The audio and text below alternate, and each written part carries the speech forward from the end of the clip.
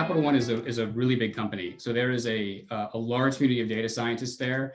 People come from a wide variety of backgrounds. And a lot of times that shapes sort of the tooling that they're comfortable with and what they bring to the table. What we were after was a way to sort of like robustly scale like Python computation in tandem with the existing PyData stack. So not re-implementing it in Java and then exposing that in PySpark and then using it, but being able to really use all these tools together. And the thing that I really love about Dask is like when you find something new in the Python ecosystem, it is usually pretty straightforward to integrate it into what you're already doing instead of re-implementing the entire upstream project in Java or Scala, getting it merged into Spark, and then updating the appropriate PySpark wrapper if I'm working in Python land.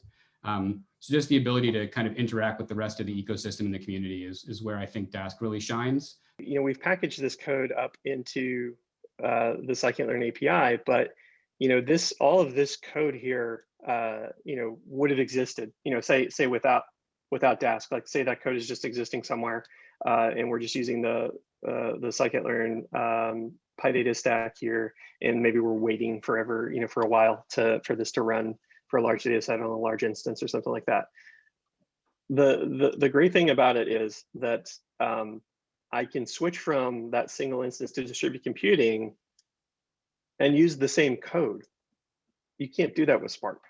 One of the amazing things about this is that you can write an estimator like this, and someone else in your large institution can write another estimator that does something else. Really powerful, and it can take a second to really grasp all the ways you might be able to use these things together with other internal teams or with external products that exist.